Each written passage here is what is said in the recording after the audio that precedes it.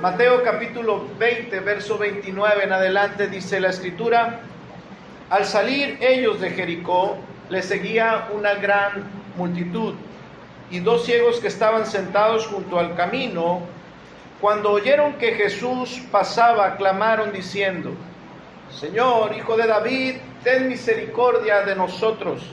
Y la gente les reprendió para que callasen, pero ellos clamaban más, diciendo: Señor, Hijo de David, ten misericordia de nosotros. Y deteniéndose Jesús los llamó y les dijo: ¿qué queréis que os haga? Ellos le dijeron: Señor, que sean abiertos nuestros ojos. Entonces Jesús, compadecido, les tocó los ojos, y enseguida recibieron la vista y le siguieron. El milagro que acabamos de leer se destaca en forma especial, ya que es el último milagro de sanidad física que Jesús va a realizar antes de su muerte. Esta es una historia de una fe extraordinaria. Es la historia de aquellos que pudieron tener fe en Jesucristo sin haber visto ninguno de sus milagros. Lo que ellos habían escuchado del Señor Jesús les fue suficiente para creer. Esta es una historia que deja bien en claro que aquellos que deberían de ser los primeros serán los postreros, y aquellos que aparentemente son los últimos son los primeros. Es la historia de estos hombres que poseían una fe extraordinaria. Esta fe extraordinaria regularmente en los evangelios es vista donde menos lo esperábamos. La fe extraordinaria en esta ocasión no fue encontrada en los teólogos contemporáneos de Jesús. No fue encontrada en los sabios, no fue encontrada en los entendidos. Esta fe extraordinaria no fue la fe de un fariseo que conocía la palabra de Dios, de un escriba que conocía. No, fue encontrada en dos hombres mendigos, iletrados y marginados. A menudo me doy cuenta que a pesar de muchos años que tengo estudiando teología, que uno nunca deja de estudiar, me he dado cuenta que aunque han sido muchos años y he adquirido mucho conocimiento a través de estos años, las dudas me siguen atacando. Mi alma se agita constantemente por las dudas. Y sí, hermanos, lo confieso, me avergüenzo, ya que en ocasiones puedo encontrar más fe en alguno de ustedes, en aquellos que se supone son los más pequeños, los más débiles. A veces encuentro más fe en un anciano, en el más nuevo entre nosotros, en el que tiene poco tiempo entre nosotros. A veces veo que su fe es más fuerte, más grande. Y ahí me doy cuenta que muchas veces, como dijo Jesús, son los postreros los que son primeros. Me identifico con estos hombres a veces y a veces no, porque a veces me siento como un miserable,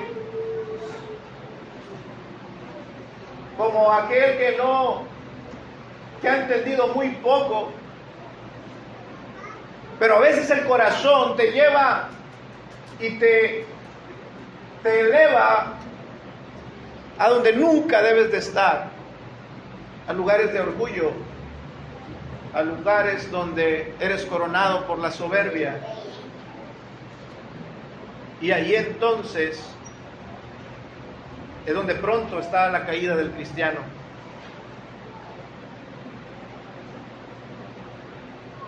Esta fe extraordinaria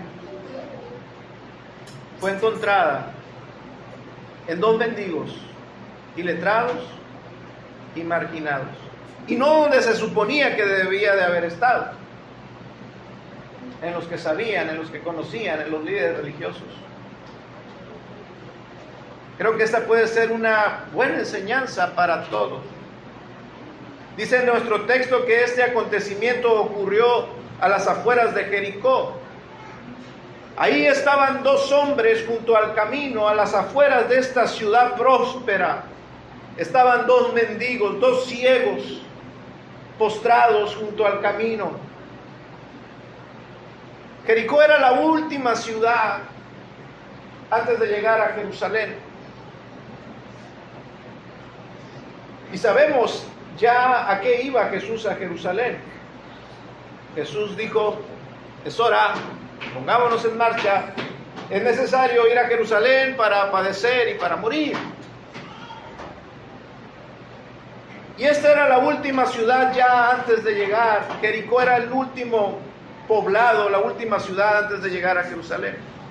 Y es ahí donde Jesús hizo este último milagro de sanidad. Cabe destacar que algo que destaca este milagro es que con anterioridad muchos de los milagros que Jesús hacía, le decía a los enfermos, a los que sanaba, les decía: no le cuentes a nadie. ¿Por qué? Porque no quería desatar la ira, y todavía no era tiempo de ese enfrentamiento con los fariseos, todavía no era tiempo, pero aquí ya era el tiempo. Y sana a estos hombres y no les prohíbe que no lo anunciasen, porque ya había llegado el momento de esa confrontación final contra los líderes religiosos. Ya era la hora de ir a padecer y morir. Esto como contexto de este milagro, y que no lo olvidemos. Al salir ellos de Jericó, dice, les seguía una gran multitud. Jesús iba a Jerusalén con sus discípulos, pero también iban otros, iba una gran multitud, iban a la fiesta de la Pascua. Allá van los marchantes, allá van aquellos que se dicen los hijos de Dios, a celebrar la fiesta, a ofrecer la ofrenda, el sacrificio para agradar a Dios. Y ahí van las familias, el esposo con la esposa, con los hijos, ahí van desde lejos, viajando días y días hasta llegar a Jerusalén para ofrecer su adoración en Jerusalén. Ahí va la multitud, iban a un lado del camino. Esta era parte de esa multitud, pero también estaban aquellos que venían siguiendo a Jesús. Estaban los curiosos, aquellos que les gustaba ver los milagros, los que tenían el morbo por ver las cosas sobrenaturales que Jesús hacía, y a donde iba Jesús también ellos iban. Estaban también allí en esa multitud seguramente aquellos que estaban emocionados cuando vieron que Jesús iba a Jerusalén, a la gran ciudad, y dijeron: por fin es hora. Allá vamos a coronar a Jesús en Jerusalén. Allá se va a levantar Jesús en contra del imperio, y ahí en medio de todo el gentío, de todo el pueblo, ahí Jesús se va a proclamar rey y nos levantaremos en contra de Roma. Aquellos que tenían esos tipos de expectativas, ahí iban a Jerusalén. Y es toda esta multitud, todo este tipo de gente, los que fueron testigos de este milagro extraordinario. Aquellos que vieron la fe verdadera. Aquellos que recibieron esta lección de cómo es que luce la verdadera fe cuando es puesta en vasos de barro. Cuando es puesta en aquellos que nunca esperabas verlo. Ahí está la multitud. y están dos ciegos junto al camino, dice nuestro texto. La ceguera en los días de Jesús era una enfermedad muy común. En aquellos días, muchos de los ciegos eran ciegos por causa de accidentes, o eran ciegos porque regresaban de las batallas, de las guerras, y llegaban con heridas. Otros ciegos en aquellos días, y la mayoría de ellos eran ciegos de nacimiento, digámoslo así, pero no de nacimiento porque estuviese ciego desde el vientre, sino en aquellos días las infecciones de las mujeres eran muy comunes por la falta de higiene. Cuando nacían los bebés, salían del vientre de las mujeres, adquirían esas infecciones y a la semana se quedaban ciegos por este tipo de infecciones. Ahora, ¿qué pasaba con estos niños que quedaban ciegos? Hermanos, era una época de mucha pobreza, era una época donde había un sometimiento agresivo muy grande de un imperio. Y eran muy pocas las familias que podían mantener a una persona discapacitada. Así es que estos niños, estos jovencitos desde chicos comenzaban a mendigar, a pedir limosna y a tratar de sobrevivir de esta manera. Por eso vemos que estos hombres estaban a las afueras de la ciudad y no dentro de la ciudad, porque dentro de la ciudad era donde estaba el movimiento de todos los que vivían ahí, y todos los que vivían ahí eran pobres, pero afuera de la ciudad, junto al camino, era por donde pasaban los comerciantes, por donde pasaban las personas que traficaban mercancía, y esas personas podían darles alguna ayuda, y por eso se ponían a las afueras de la ciudad. Y ahí estaban estos dos hombres, a la orilla del camino, esperando recibir alguna ayuda. Dice nuestro texto que cuando ellos escucharon que Jesús pasaba por ahí, ellos clamaron.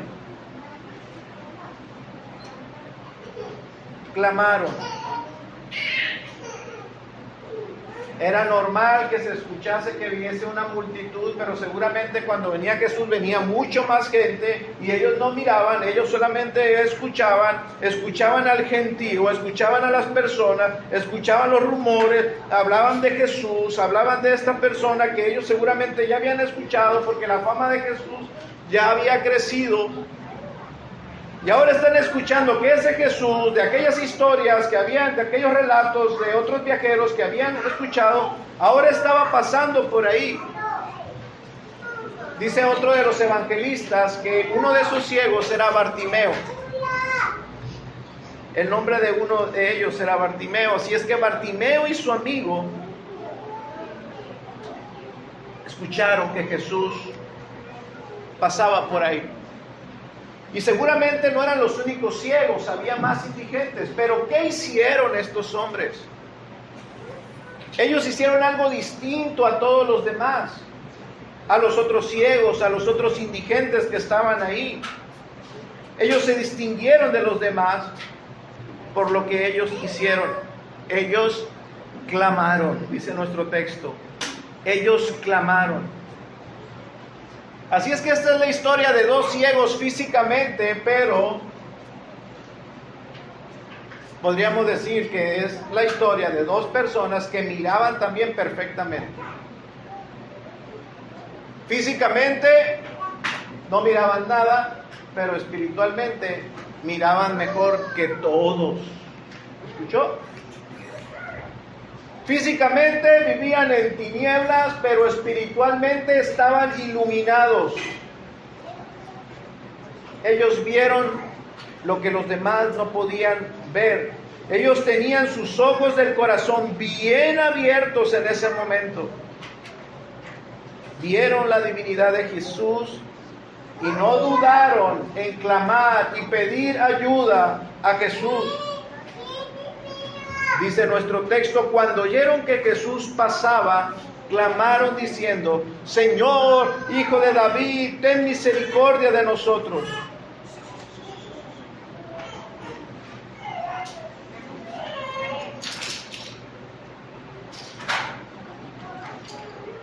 Cuando nosotros no pedimos la ayuda de Dios, cuando el cristiano dice andar en luz, dice tener la luz de Dios, pero rechaza o desprecia la oportunidad de venir a Él y pedir su ayuda, tal cristiano está teniendo problemas. Parece haber más tinieblas que luz en él, porque cuando hay verdadera luz en el corazón del hombre, la reacción natural es ir a Jesús a pedir ayuda. Cuando no nos acercamos a Cristo, cuando menospreciamos la oración, cuando menospreciamos la confesión de nuestras debilidades y callamos, podemos escuchar las necesidades de los demás y podemos pedir por las necesidades de los demás, pero no confesamos nuestras propias debilidades, es porque estamos en tinieblas.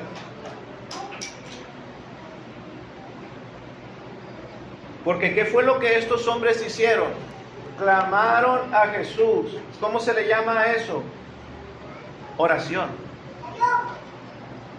Venir a Jesús y clamar, eso es una definición de lo que es oración. Ellos se acercaron a Dios Hijo, a pedir su ayuda. Eso es oración. Vieron una oportunidad y la aprovecharon, la tomaron. ¿Por qué? Porque estaban iluminados, no estaban ciegos del corazón, no estaban ciegos espiritualmente. Fueron dos ciegos, no fueron todos los ciegos los que vinieron a Jesús cuando Jesús pasaba por ahí, solo dos.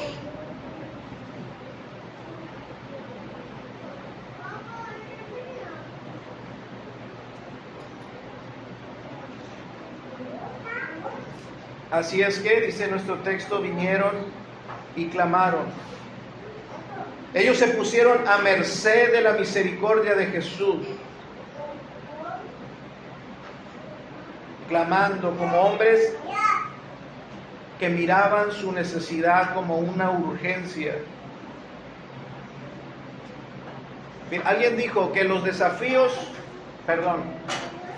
alguien dijo que si tú tienes un deseo frío, un deseo pequeño, ese deseo frío te va a llevar a mendigar cosas pequeñeces, y lo más seguro es que ese deseo no te va a llevar hasta la meta, hasta alcanzar lo que desea, porque tu deseo es pequeño, tu deseo es frío, no es ardiente, no es urgente, no es para ti una prioridad. ¿Qué es lo que mueve a los hombres? ¿Qué es lo que te mueve a ti, joven? Lo que estás haciendo. ¿Por qué lo estás haciendo? ¿Por qué diriges tu vida por donde vas? ¿Qué es lo que dirige tu vida, mujer? Hombre, ¿por qué estás ahí en ese lugar de trabajo? ¿Por qué estás haciendo lo que estás haciendo? Escúcheme, deseos. Al hombre lo mueven sus deseos. Al hombre lo mueve o lo detiene sus deseos. Así es el ser humano.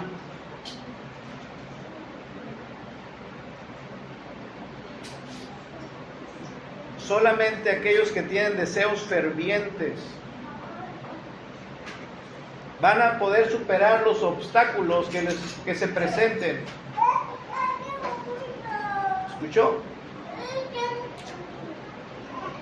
Nuestro texto nos habla de que estos ciegos, a pesar de que tenían una necesidad grande, tuvieron que enfrentar obstáculos.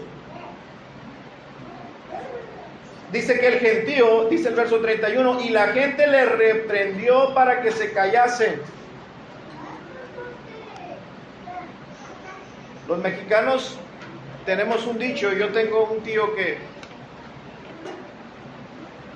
muy regularmente me lo dice este dicho: la carga es la que hace andar ¿a quién? La carga hace andar al burro, ¿verdad? Estos hombres tenían una carga enorme, enorme, una necesidad enorme. Ellos no se iban a detener, ellos iban a perseverar, ellos iban a avanzar porque su carga era mucha y era una carga muy dolorosa. Así es que cuando se enfrentaron al desprecio del gentío, ese no fue un obstáculo insuperable para ellos. ¿Por qué? Porque su deseo era ferviente, su carga era mucha, así es que este obstáculo no los iba a detener. Y seguían clamando y clamando: Señor, Hijo de David, ten misericordia de nosotros. Y la gente: cállense, cállense, detente. Al parecer, ¿se acuerdan que los discípulos hicieron algo semejante al gentío? Parece que los discípulos ya habían aprendido la lección. Cuando los niños vinieron, cuando traían a los niños a Jesús, los discípulos menospreciaron a los niños. ¡Ey, no molesten al maestro! Y luego el Señor les pegó una buena reprensión, ¿verdad? Los reprendió. Pero ahora no fueron los discípulos, parece que entendieron. Ahora los discípulos escucharon allá que estaban los ciegos gritando y no paraban de gritar, y ellos: me quedo callado, no vaya a ser que me regañe otra vez Jesús. Pero las personas, el gentío, ahora estaba tratando de detener a estos que estaban queriendo acercarse al Señor, menospreciándolos.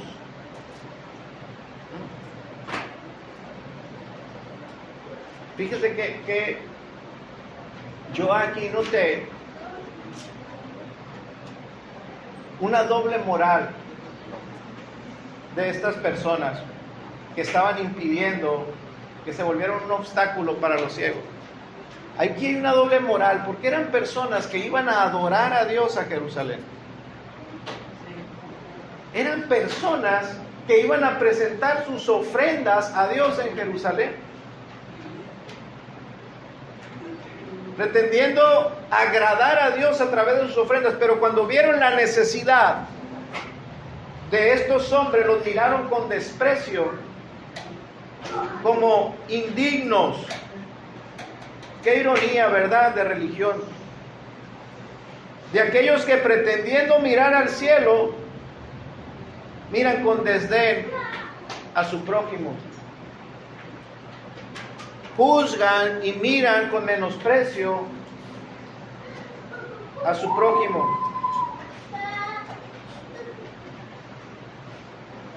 Ellos los desaprobaron. Los que marchaban a Jerusalén, los adoradores que marchaban a Jerusalén, miraron a los ciegos como demasiado insignificantes, indignos de que Jesús les diera su tiempo, Jesús les diera su atención. Qué ironía de la religión.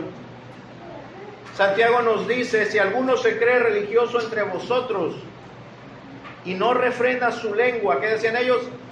Se quedaban callados, no solamente lo pensaban. Qué molestos son estos hombres. No refrenaban su lengua y decían: cállense, cállense, no molesten al maestro. Si alguno se cree religioso entre vosotros y no refrena su lengua, sino que engaña su corazón, la religión de tal es vana. La religión pura y sin falla delante de Dios el Padre es esta: visitar a los huérfanos y a las viudas en sus tribulaciones y guardarse sin mancha del mundo.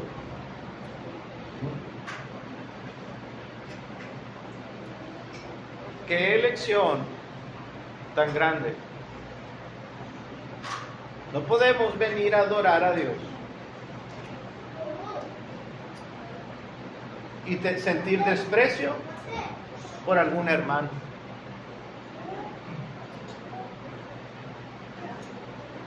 Qué ironía de aquellos que pretenden venir a la iglesia a adorar a Dios. Y como dice Santiago, engañando su corazón, hablando mal del hermano, no refrenando su lengua y habiendo confesado con sus labios, hablando en contra del hermano. Por eso Jesús dice, Jesús lo enseñó. Cuando vayan a orar, oren así. Cuando vayan a pedir perdón, pidan perdón así.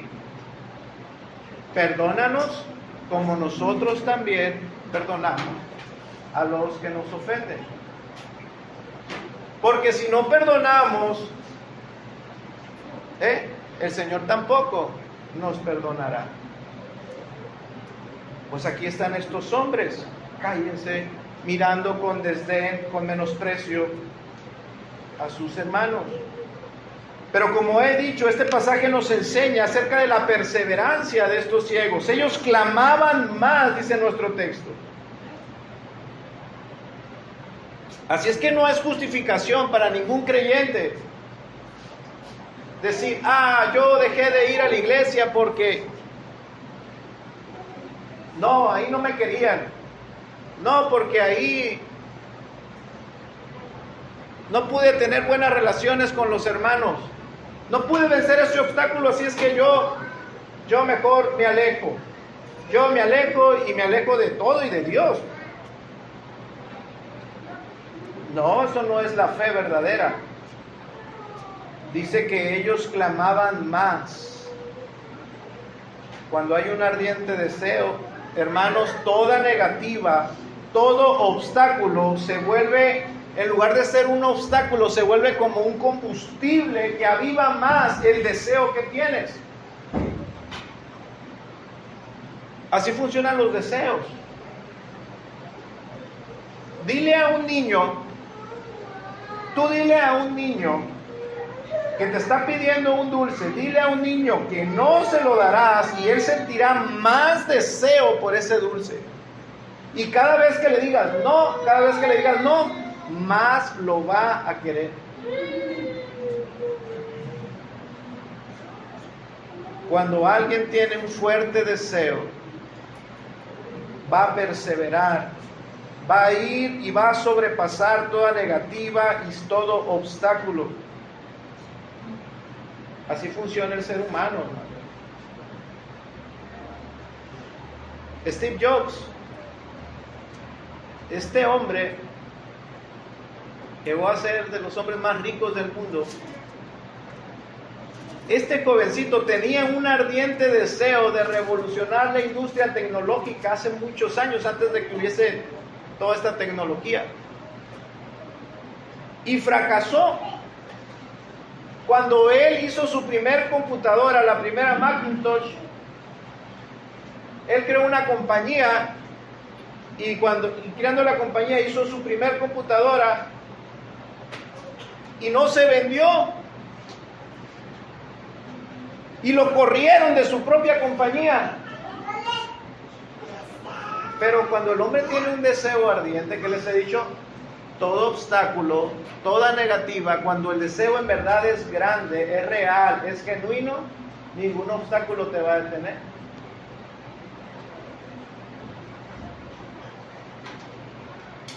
Lo único que logró en Steve Jobs, que lo corrieran de su propia compañía, ese fracaso tan grande, que lo despreciaran sus propios compañeros, fue tener un deseo cada vez más ardiente hasta lograr lo que él quería. Alva Edison, era un niño muy creativo. Era un niño que tenía desde chiquito, desde muy niño, su único interés era el deseo de crear cosas, de hacerse muchas preguntas. Preguntas que nadie se hacía en su época. Era muy inquieto. Y lo corrieron de la escuela por tonto. Lo menospreciaron. Pero todo eso fue como combustible para ese niño que después fue un joven. Fue combustible para perseverar hasta llegar a ser uno de los mayores inventores que han existido en el mundo, hermano. Entonces el verdadero deseo no muere con la adversidad. Que nadie te engañe. Ay, no, yo ya me voy porque aquí no se puede. Fuiste porque no quisiste. Abandonaste porque realmente nunca quisiste. No hay justificación cuando hay un verdadero deseo genuino. Mateo 15:25 dice: entonces ella vino y se postró delante de él diciendo: Señor, socórreme. Respondiendo él dijo: no está bien tomar el pan de los hijos y echarlo a los perrillos. Y la mujer dijo: sí, Señor, pero aún los perrillos comen de las migajas que caen de la mesa de sus amos. Entonces respondiendo Jesús dijo: oh mujer, grande es tu fe, hágase contigo como quieras. ¿Recuerdan esta mujer, verdad? Ella tenía una necesidad grande. Ahora, las necesidades las tenemos todos, hermanos. Las grandes necesidades las tenemos todos. El asunto es si tú ves, si estás iluminado para ver tu necesidad de Dios y perseverar en los caminos de Dios. ¿Qué tan ardiente es tu deseo por perseverar en los caminos de Dios? Ahora tenemos un adversario, se llama Satanás, ¿verdad? Cuando Satanás, nuestro enemigo, se opone a los cristianos, les dice: ¿sabes qué?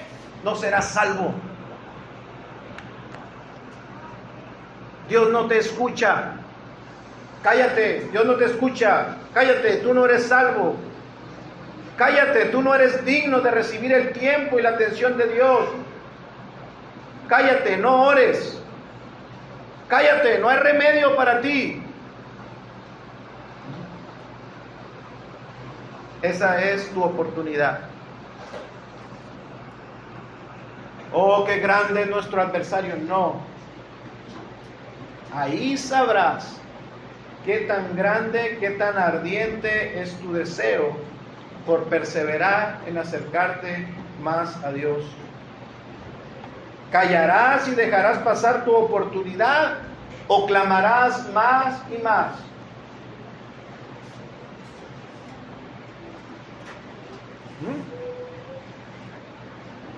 ¿Qué vas a hacer?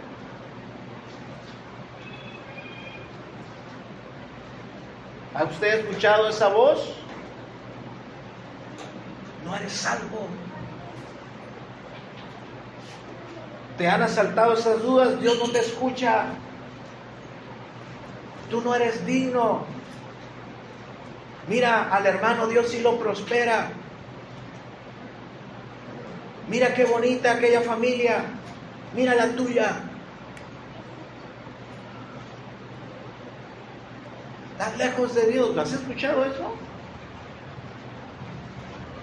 Clama.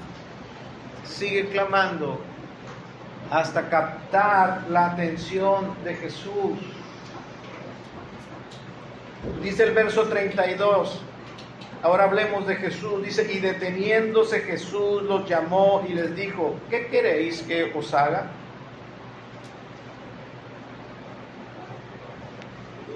Cristo es compasivo, persevera y sigue pidiendo misericordia, porque Jesús no es como el gentío, Jesús no es como el mundo.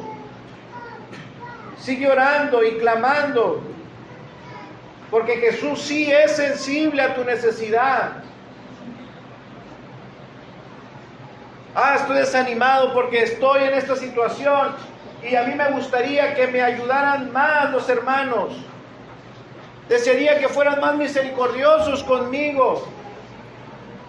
Si te fallan tus hermanos, tú persevera. Llama la atención de Jesús.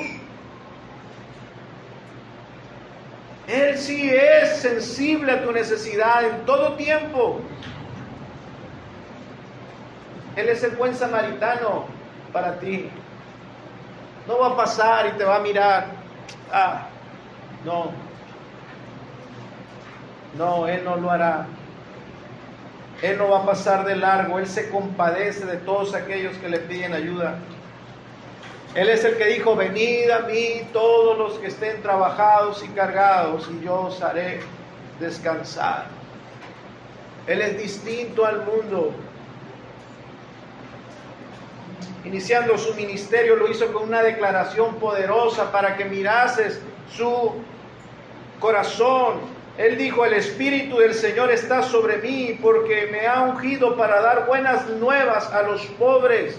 Me ha enviado a sanar a los quebrantados de corazón, a pregonar libertad a los cautivos y vista a los ciegos, a poner en libertad a los oprimidos, a predicar el año agradable al Señor. Jesús es compasivo con todos los que apelan a su misericordia. Su compasión se derrama sobre aquellos que piden misericordia, no sobre aquellos que apelan a sus propios méritos. Los ciegos pidieron misericordia. Ellos no llegaron a Jesús reclamando o exigiendo: ¿por qué a él sí? ¿Por qué a mí no? No.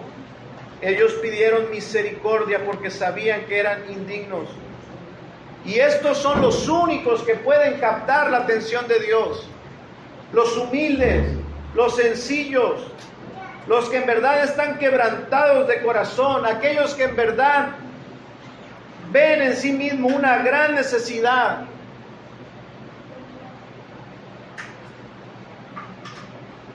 Estos son los únicos que pueden captar la atención de Cristo. Él es compasivo. Ahora usted puede pensar: bueno, pues es Jesús en su ministerio terrenal, pero ahora ya está ocupado de todos. Mire todos los hijos que tiene Cristo ahora, cuántos discípulos tienen todo el mundo, y todos con problemas, todos pidiendo ayuda, todos enfrentando adversidades, y otros más grandes que la mía. Jesús no se va a acordar o va a tener tiempo para mí. No te conviertas en tu propio obstáculo, hermano. No seas tropiezo para ti mismo. Considera que aún cuando Jesús iba camino a morir, en el momento más difícil, cuando Jesús iba a enfrentar la cruz, se dio tiempo para ayudar a estos hombres. Él se dio tiempo para detenerse y ayudar a estos necesitados. ¿Cuánto más ahora que está en gloria, hermanos? Está sentado a la diestra del Padre, dice la Escritura, intercediendo por nosotros. Siempre habrá suficiente misericordia en Cristo para todos los que se la pidan, hermano. Jesús les pregunta: ¿qué queréis que os haga? Ahora la pregunta no estuvo de más. Jesús, es obvio, están ciegos. No, la pregunta no estaba de más. Quizás lo que estos hombres deseaban era una limosna. No podían trabajar, quizás querían unas monedas para subsistir, que Jesús le dijera ahí al tesorero de los discípulos: anda, dale algo para que coma. O quizás lo que ellos querían era que Jesús apareciera alimento, como ya lo había hecho, y les dejase ahí un alimento para una semana, para un mes. Pero ¿qué quieren?, les dijo Jesús. ¿Qué quieren que yo les haga? ¿Qué beneficio es el que buscan de mí? Hermanos, ellos tenían una fe extraordinaria porque buscaron el beneficio mayor. Ellos dijeron: la vista. No queremos monedas, no queremos una ayuda temporal, momentánea. Que nos regreses la vista, por misericordia. Ellos pidieron lo que es mejor. La fe extraordinaria busca lo que es mejor, el bien mayor. ¿Sabes tú lo que es el bien mayor para ti en este momento?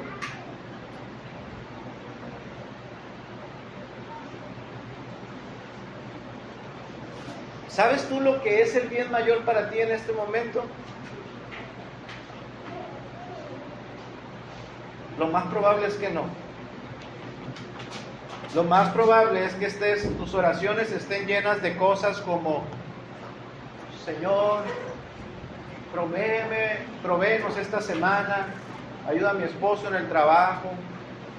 Señor, te pido por recuperar la salud.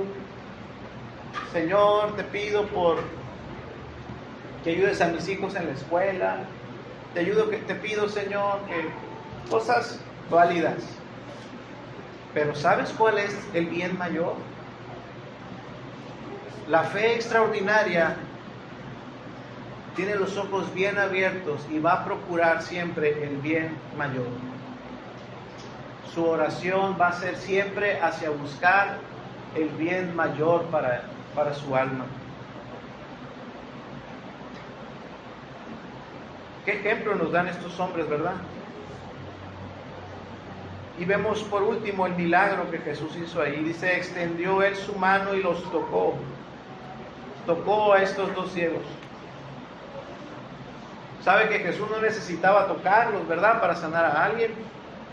Jesús hizo muchos milagros y no tocaba a las personas. En algunas ocasiones lo hizo y lo hacía cuando Él quería mostrar un afecto. Él hizo el contacto físico para que estos hombres experimentaran de una manera más profunda su misericordia, su amor hacia ellos. Que aunque habían sufrido el desprecio, el menosprecio, el desdén del mundo, en Él iban a encontrar el afecto, la misericordia. Los tocó y los sanó. Aquí ocurrieron dos milagros, hermanos. El primero es evidente, que de inmediato, dice nuestro texto, recobraron la vista, miraron otra vez. Eso fue un milagro. Ahora hay muchos milagreros que dicen que hacen milagros en las iglesias, que hacen crecer las extremidades, que crece la mano, que el pie, que te hacen que te muevan. ¿Dónde están los ciegos que vuelven a ver? ¿Dónde están los muertos que resucitan? Aquí está el milagro. Una sanidad instantánea, un milagro. Pero el segundo milagro fue aún mayor y ahí está. Y le siguieron, dice. Ellos siguieron al Señor inmediatamente, así como inmediatamente recibieron la vista, inmediatamente le siguieron. ¿Hasta dónde le siguieron? Hasta Jerusalén. Quizá estos hombres vieron al que los acababa de sanar morir en esa cruz. Hasta ahí, o lo habrán seguido aún más, y estuvieron ahí entre los 500 que vieron al Señor después de su resurrección. O quizás siguieron aún más al Señor y estaban entre los 120 en el día de Pentecostés. No lo sabemos, pero dice que siguieron al Señor. Y lo que sería más adecuado es pensar, lo más seguro es que ellos siguieron al Señor todos los días de su vida, porque ellos reaccionaron de una manera inmediata al toque del Señor y le siguieron, como Pedro y Andrés. Pedro y Andrés, dice la Escritura, que al escuchar la invitación de inmediato ellos dejaron sus redes y le siguieron. Jacobo y Juan, al ser llamados, dice la Escritura, enseguida ellos dejaron la barca y a su padre y le siguieron. A Mateo le dijo, sígueme, y se levantó y le siguió.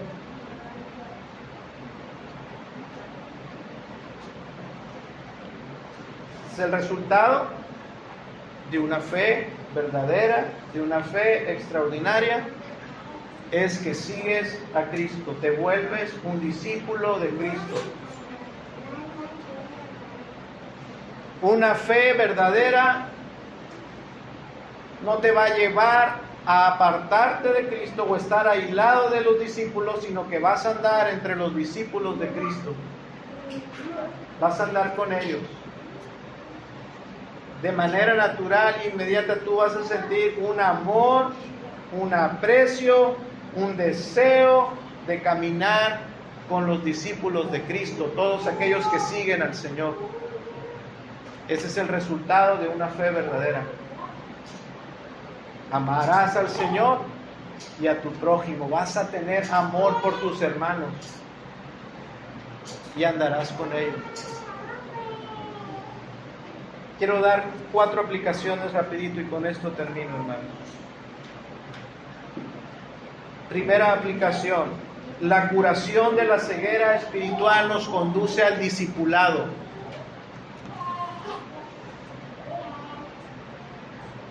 Una evidencia de que estamos sanos espiritualmente, hermanos, es si estamos siguiendo fielmente al Señor.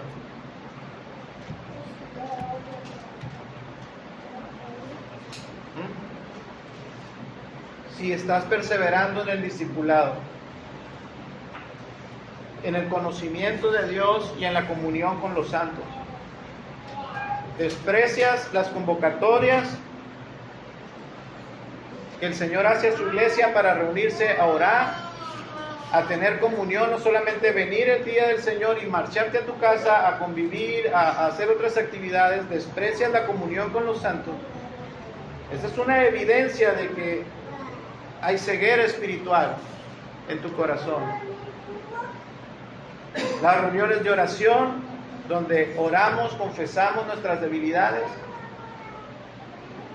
y agradecemos a Dios por sus bondades, las desprecias. Ese es un síntoma de ceguera espiritual, porque la evidencia de que el Señor ha iluminado nuestro espíritu es que eso nos conduce al discipulado. Segundo, quiero recordarles que la ceguera espiritual es más dañina que la ceguera física.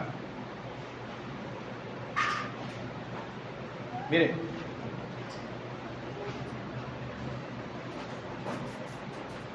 cuando llegamos a los 40 años, comienza la presbicia. Todos empezamos a batallar aquí para leer, para ver de cerca. Y cuando sentimos eso, me voy a quedar ciego, ¿no? ¿Qué está pasando? Me voy a quedar ciego. Y vas, te haces el examen de la vista, te procuras, te asustas. O si no es eso, si eres más joven y de repente empiezas a ver mal, te preocupas y buscas la ayuda del especialista. Vas con el oftalmólogo, vas a que te hagan un examen de la vista, una óptica, vas a que te chequen porque valoras tu vista, valoras la salud física de tus ojos y buscas la ayuda, buscas los instrumentos que te van a ayudar a corregir esa deficiencia, hermanos. Pero la salud de nuestra vista espiritual es muchísimo más importante que eso. Debiésemos preocuparnos y ocuparnos más por eso, por recurrir a los medios que van a afinar, que van a corregir nuestra vista nublada, aquellos instrumentos que van a permitirnos ver con claridad las cosas espirituales.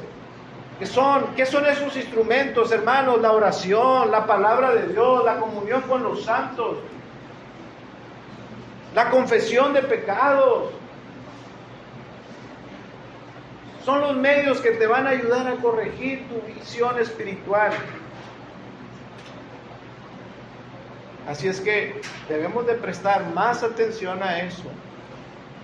Tercera aplicación. Clamemos, hermanos, cuando veamos que nuestra visión espiritual se entenebrece. No nos quedemos así, no creamos que las cosas van a cambiar instantáneamente. Si tú escuchas dónde está pasando Jesús, tú tienes que acudir ahí. ¿Por qué te congregas? Yo no sé por qué te congregas, hermano. Yo me congrego principalmente porque yo sé que la presencia especial de Dios está en este día en medio de los santos. Y yo quiero estar ahí. Jesús va a pasar por ahí. Jesús estará en la comunión de los santos. No desprecies la oportunidad, cada oportunidad de estar donde Jesús esté.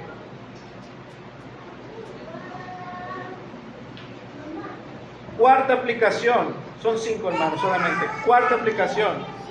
Recordemos que Jesús enseñó que normalmente los ciegos son los que dicen que ven. Así es que tú fuiste a este sermón. No estaba hablando de mí, el pastor, porque yo veo. Ahí te va esto. Recuerda, Jesús dijo, los que dicen que ven, esos son los ciegos.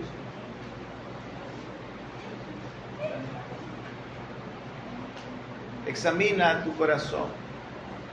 Examinemos nuestra propia vida y juzguemos con justo juicio, hermanos. No un juicio apresurado, decir, yo estoy bien. No. Quinto, si algún hermano nos exhorta, hermano, para nuestro bien espiritual, no despreciemos la exhortación.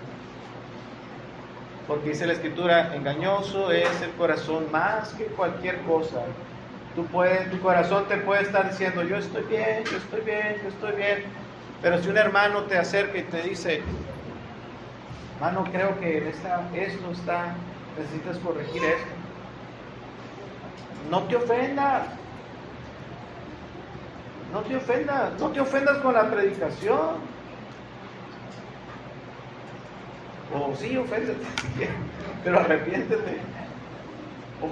Arrepiéntete porque sí. El ciego, ¿cómo va a ver su suciedad? Si está ciego. ¿Cómo va a ver que está sucio? Si está ciego.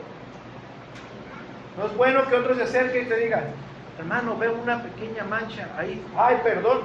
Y vas y lo solucionas, lo arreglas. Este asunto de la ceguera espiritual es un tema que el Señor abordó muchas veces y ya lo hemos expuesto, hermanos. Consideremos esto y que la gracia del Señor, hermanos, nos ayude y nos guíe hacia un entendimiento profundo de estas verdades. Vamos a orar.